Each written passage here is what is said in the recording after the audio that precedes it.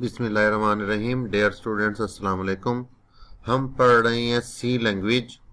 आज का हमारा टॉपिक है variable, declaration of variable, initialisation of variable and rules for writing the variable names. What is variable? Variable is the location in computer's memory. Variable एक जगह होती है computer की मेमोरी में।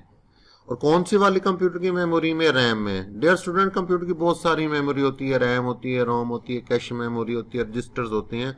तो वेरिएबल क्या है? याद रखें, वेरिएबल रैम के अंदर एक जगह होती है और उस जगह किस लिए इस्तेमाल करते हैं? That is use to store some value. उस जगह में कोई वैल्यू को स्टोर करते हैं। इस तस्वीर के अंदर आप गौर से देखें कि ये मैंने एक कंप्यूटर की मेमोरी बनाई है, कभी रैम बनाई है। इस रैम के अंदर जैसे ये एक छोटे छोटे खाने हैं, इस तरह कंप्यूटर के जो मेमोरी होती है, जो रैम होती है, उसके अंदर छोटे छोटे खाने होते हैं जिन्हें मेमोरी सेल्स कहते हैं। अब वेरिएबल क्या है? ये येलो वाली जगह जो है ये वेरिएबल, यूं समझ लें कि ये एक वेरिएबल है और इस वेरिएबल का नाम क्या रखा हुआ है? ए नाम रखा हुआ है। और इसमें वैल्यू कितनी स्टोर की हुई है? 10 वैल्यू स्टोर की हुई है। ठीक है। इसी तरह ये जो येलो वाली स्पेस आपको नजर आ रही है, ये मैंने जाहिर किया है कि ये एक खाना जो है ये एक वेरिएबल है। तो वेरिएबल एक जगह होती है और इस वेरिएबल का नाम क्या रखा हुआ है? जी रखा हुआ है। और इसके अंदर कितनी वैल्यू स्टोर की हुई है? 3.8। याद रखें, जब भी आप कंप्यूटर को कोई वैल्यू देते हैं कीबोर्ड से तो वो सीधी रैम के अंदर जाती है। रैम के अंदर जिस जगह पर जाकर उसने स्टोर होना होता है उस जगह को आप वेरिएबल कहते हैं। और उस जगह से वैल्यू फिर प्रोसेसर के अंदर जाती है जिसे प्रोसेसर प्रोसेस करता है। वेरिएबल की जो वैल्यू है वो प्रोग्राम के चलने के दौरान चेंज भी की जा सकती है। यानी वेरिएबल को हम ऐसे भी डिफाइन कर सकते हैं, एक quantity whose value can be change. ऐसी मिकदार जिसकी वैल्यू चेंज हो सके ड्यूरिंग एग्जीक्यूशन ऑफ प्रोग्राम के चलने के दौरान इज कॉल्ड वेरिएबल। उसे वेरिएबल कहलाएगा वो। तो दो तरीके से आप वेरिएबल की डेफिनेशन करेंगे। एग्जाम्पल, इंट ए क्या है? ये वेरिएबल नहीं है। ए ये वेरिएबल का नेम है और इंट क्या है? उसकी डाटा टाइप है। इस तरह A is equal to 10। A variable को वैल्यू दी जा रही है 10। अब गौर करें, जब आप इस तरह की लाइन इंट ए, ये वाली लाइन आप जब कंप्यूटर में लिखते हैं तो क्या होता है? ए वेरिएबल के नाम से एक जगह रिजर्व हो जाती है, एक जगह ऑक्युपाई हो जाती है रैम के अंदर। उस जगह को वेरिएबल कहेंगे। जब आप a इज इक्वल टू 10 करेंगे तो इस वेरिएबल के अंदर ये वैल्यू स्टोर हो जाती है। इसी तरह जब आप फ्लोट जी, इस तरह की कोई लाइन, इस तरह की कोई स्टेटमेंट आप प्रोग्राम में लिखते हैं, सी लैंग्वेज के प्रोग्राम में, तो जब आप ये लाइन लिखते हैं फ्लोट जी लिखने से क्या होता है? एक वैल्यू रिजर्व हो जाती है रैम में, एक जगह रिजर्व हो जाती है, लोकेशन जो है वो ऑक्युपाई हो जाती है इसकी डाटा टाइप के हिसाब से। जब आप वैल्यू देते हैं जी को 3.8, तो ये वैल्यू जब यहां पर लिखते हैं तो ये वैल्यू कहां जाती है? रैम में जाकर इस जगह में स्टोर हो जाती है। तो याद रखना, वेरिएबल रैम के अंदर एक लोकेशन होती है, एक जगह होती है जिसका नाम आप ए बी सी इस तरह वेरिएबल का नाम रखते हैं। ये ए बी सी वेरिएबल नहीं होते, ये वेरिएबल के नेम होते हैं। और हम दूसरे तरीके से वेरिएबल को कैसे डिफाइन करते हैं कि ऐसी क्वांटिटी जो प्रोग्राम के चलने के दौरान चेंज हो जाए उसे वेरिएबल कहेंगे।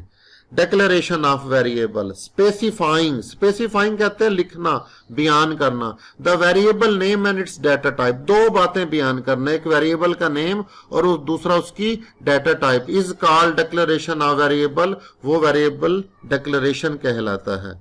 जैसा कि ये एक लाइन लिखी है इंट ए, इस लाइन में दो बातें बयान की गई हैं। एक वेरिएबल का नाम लिखा गया, जैसे ए वेरिएबल का नाम है और इंट उसकी क्या है? डाटा टाइप है। तो इसी लाइन को, इसी स्टेटमेंट को डिक्लेरेशन ऑफ वेरिएबल कहेंगे। इसे स्टेटमेंट क्यों कह रहे हैं? क्योंकि इस लाइन के आखिर में क्या आ रहा है? सेमीकोलन आ रहा है। तो ऐसी लाइन जिसके आखिर में सेमीकोलन आ जाए वो स्टेटमेंट कहलाती है। और हर स्टेटमेंट एक कमांड होती है जो मखसूस काम सरंजाम देती है। तो इस लाइन को हम डिक्लेरेशन ऑफ वेरिएबल कहेंगे। ये भी डिक्लेरेशन ऑफ वेरिएबल है। Int x comma y comma z. X y और जेड ये तीन वेरिएबल है। एक्स वाई और जेड वेरिएबल के नेम है। और इंट क्या है? डाटा टाइप है। इस पूरी लाइन को भी डिक्लेरेशन ऑफ वेरिएबल कहेंगे। Float RAD area. Float RAD क्या? ये वेरिएबल का नेम है। और एरिया जो है ये भी वेरिएबल का नेम है। और फ्लोट उसकी डाटा टाइप है। फ्लोट जो है ये डाटा टाइप है। और आरएडी वेरिएबल का नेम है, रेडियस को जाहिर करता है। एरिया वेरिएबल का नेम है। तो वेरिएबल के नेम आप ऐसे भी लिख सकते हैं अल्फाज की शक्ल में। A B C X Y Z ऐसे भी लिख सकते हैं और ऐसे भी लिख सकते हैं। तो ये भी पूरी लाइन भी क्या, ये पूरी लाइन क्या कहलाएगी? डिक्लेरेशन ऑफ वेरिएबल कहलाएगी, जिसमें दो बातें बयान की गई हैं, वेरिएबल के नेम और उसकी डाटा टाइप।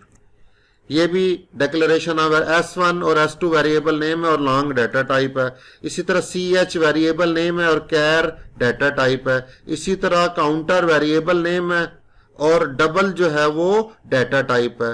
तो specifying the variable name, variable का नाम बयान करना एंड इट्स डाटा टाइप और उसकी डाटा टाइप को बयान करना is called declaration of variable. आगे आ जाता है initialisation of variable. Assign a value. Assign का मतलब दे देना। क्या दे देना जी? एक वैल्यू दे देना। किसको? वेरिएबल को। वेरिएबल को वैल्यू देना कब? एट डिक्लेरेशन टाइम, डिक्लेयर करते वक्त, is called initialisation of variable. वो इनिशियलाइजेशन ऑफ वेरिएबल कहलाता है। और से देखें यहां पर int y is equal to 10। देखिए अगर सिर्फ हम इंट y लिखते तो ये डिक्लेरेशन होती, लेकिन हमने साथ ही वैल्यू भी दे दी है 10। अब ये पूरी लाइन इनिशियलाइजेशन कहलाएगी। तो इनिशियलाइजेशन में तीन चीजें होती हैं। एक डाटा टाइप होती है, दूसरा वेरिएबल का नेम और तीसरी वैल्यू। डिक्लेरेशन में दो चीजें होती हैं, डाटा टाइप और वेरिएबल नेम। उसमें वैल्यू नहीं होती। यहां पर 10 जो है ये वैल्यू है। Float a is equal to 4.6। अब ये भी इनिशियलाइजेशन ऑफ वेरिएबल कहलाएगा। इसमें ये फ्लोट डाटा टाइप है, a वेरिएबल नेम है और 4.6 वैल्यू है।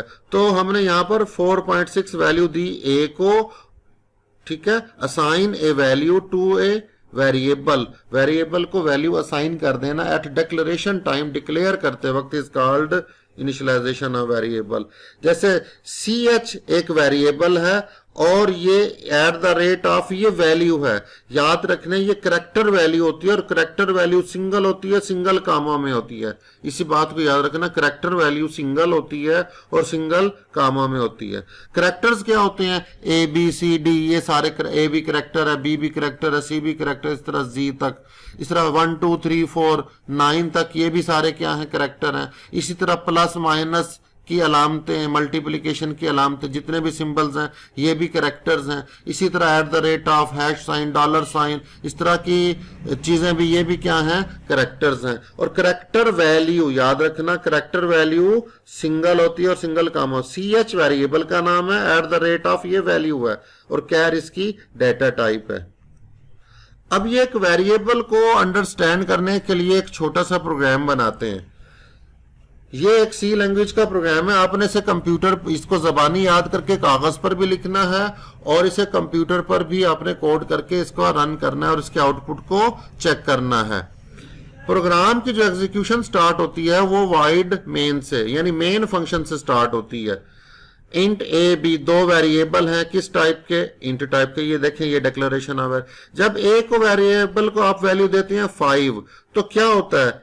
इसकी याद रखें, कोई भी प्रोग्राम समझने के लिए वेरिएबल की वैल्यू को रफ अमल में लिखता जाया करें। वेरिएबल की वैल्यू को रफ अमल में लिखते जाया करें। जैसे हमने A को, जब आप कंप्यूटर इस लाइन को पढ़ेगा, यहां पर ये वैल्यू हमने लिख दी A इज इक्वल टू 5।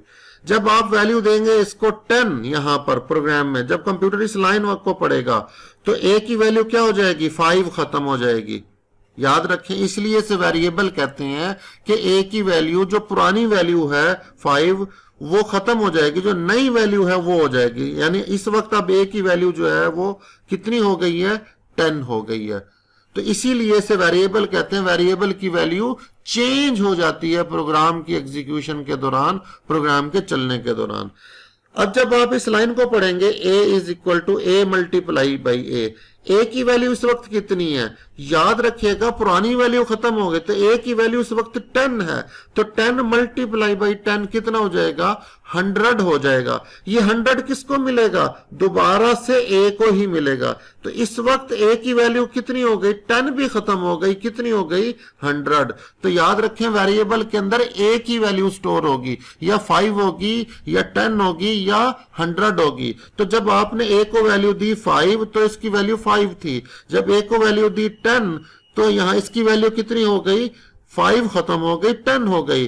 तो जब a is equal to A multiply A, जब ये वाली लाइन को कंप्यूटर पढ़ेगा तो 10 भी खत्म हो जाएगी, a की वैल्यू हो जाएगी 100। तो प्रिंट एफ परसेंटेज डी कामा ए लिखने से a की वैल्यू क्या प्रिंट होगी, 100 होगी।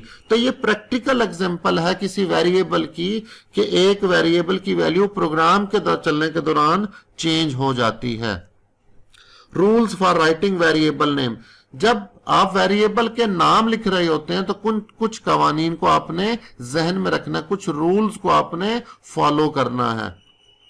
वेरिएबल नेम में have alphabet, digit and underscore. Variable के नाम के अंदर अल्फाबेट्स यानी ABC भी आ सकते हैं, डिजिट्स यानी 1 2 3 भी आ सकते हैं, एंड अंडरस्कोर और अंडरस्कोर भी आ सकता है। First character of variable name, students याद रखना है वेरिएबल नेम का first character must be alphabet और अंडरस्कोर। वो अल्फाबेट यानी ABC होनी चाहिए या अंडरस्कोर। पहला करेक्टर्स की बात करें, आगे जो मर्जी करेक्टर्स लिखें आप, लेकिन पहला करेक्टर जो है वो अल्फाबेट होना चाहिए या अंडरस्कोर होना चाहिए। मिसाल के तौर पर इंट LWA ये वेरिएबल का नाम, L भी वेरिएबल का नाम है, W भी A भी, ये वैलिड है वेरिएबल के नाम, ठीक हैं ये। इसी तरह इन वेरिएबल्स को आप ऐसे भी लिख सकते हैं, लेंथ, विड्थ, एरिया। यानी यहां पर L जो है वो लेंथ वेरिएबल है, लेंथ को जाहिर कर रहा है, W जो वेरिएबल है विड्थ को जाहिर कर रहा है, A वेरिएबल है, एरिया को जाहिर कर रहा है। इन वेरिएबल को आप यूं भी लिख सकते हैं, लेंथ, विड्थ, यानी पूरे पूरे अल्फाज की शक्ल में भी। यहाँ पर LENGTH ये भी वेरिएबल का नेम है, एक वेरिएबल का नेम, कॉमा उसके बाद दूसरे वेरिएबल का नेम, विड्थ ये पूरा एक वेरिएबल का नाम है, कॉमा फिर एरिया। तो लेंथ, विड्थ, एरिया ये 3 वेरिएबल के नेम है, तो पूरे पूरे अल्फाज भी वेरिएबल के नेम हो सकते हैं। इसी तरह टोटल अंडरस्कोर मार्क्स ये पूरा एक वेरिएबल का नेम है, यानी 2 अल्फाज के दरमियान ये जो दरमियान में टोटल के बाद ये जो लाइन लगाई है इसे अंडरस्कोर कहते हैं। तो टोटल अंडरस्कोर मार्क्स ये पूरे वेरिएबल का नाम आप ऐसे भी लिख सकते हैं। इसी तरह S1, S2, S3, तो पहला लेटर देखें S है, लेटर है, अल्फाबेट है, उसके बाद 1 लिख सकते हैं, लेकिन ये 1 शुरू में नहीं आ सकता। तो S1, S2, S3 ये भी वेरिएबल के नेम हो सकते हैं। तो यहां पर आपको क्या सिखाया जा रहा है, वेरिएबल के नामों को मुख्तलिफ तरीकों से लिखने का तरीका सिखाया जा रहा है। इसी तरह 1S, इंट 1S, क्या ये वेरिएबल का नेम हो सकता है? नहीं, ये नहीं हो सकता, क्योंकि इसके शुरू में क्या आ गया है, डिजिट आ गया है, यानी नंबर आ गया। तो वेरिएबल के शुरू में अल्फाबेट होना चाहिए, नंबर नहीं होना चाहिए। Maximum of characters in a variable name is 31। एक वेरिएबल के नेम के अंदर ज्यादा से ज्यादा 31 कैरेक्टर्स हो सकते हैं, 31 character. Keyword can not be used as variable name, keyword को वेरिएबल के नाम के तौर पर इस्तेमाल नहीं कर सकते। इसी तरह special symbols are not allowed in variable name, variable के नाम में स्पेशल सिंबल भी इस्तेमाल नहीं हो सकते। 2 वेरिएबल ऑफ सेम नेम, एक प्रोग्राम के अंदर 2 वेरिएबल के नाम एक जैसे नहीं हो सकते। ये मैंने आपको डिफरेंट वेरिएबल, इंट ए हैश, क्या ए हैश ये वेरिएबल का नेम हो सकता है? नहीं, ये रॉन्ग है, इनवैलिड है। क्यों इनवैलिड है? क्योंकि इसके अंदर स्पेशल सिंबल आ रहा है और स्पेशल सिंबल वेरिएबल के नेम में नहीं आ सकता। इसी तरह इंट वाइड, क्या ये वाइड वेरिएबल का नेम हो सकता है? इंट तो डेटा टाइप है, वाइड वेरिएबल का नेम नहीं हो सकता क्योंकि ये कीवर्ड है। Int x comma x, 2 variable के नाम एक जैसे नहीं हो सकते। इंट 1A, वेरिएबल ये भी गलत है, वेरिएबल का नाम, वेरिएबल के नाम के स्टार्ट में 1 या कोई भी डिजिट नहीं आ सकता। तो ये हम आपको सिखाए गए हैं कि ये वेरिएबल के नाम जो हैं ये रॉन्ग है, इस तरीके से आप वेरिएबल के नाम नहीं लिख सकते। उम्मीद है आपको ये लेक्चर समझ आ गया होगा। अगर आपने अभी तक मेरे चैनल को सब्सक्राइब नहीं किया तो जल्दी से मेरे चैनल को सब्सक्राइब कर दें और दोस्तों के साथ शेयर करें और लाइक भी करें। अपना ख्याल रखिएगा। नेक्स्ट लेक्चर में मुलाकात होगी। अल्लाह हाफिज।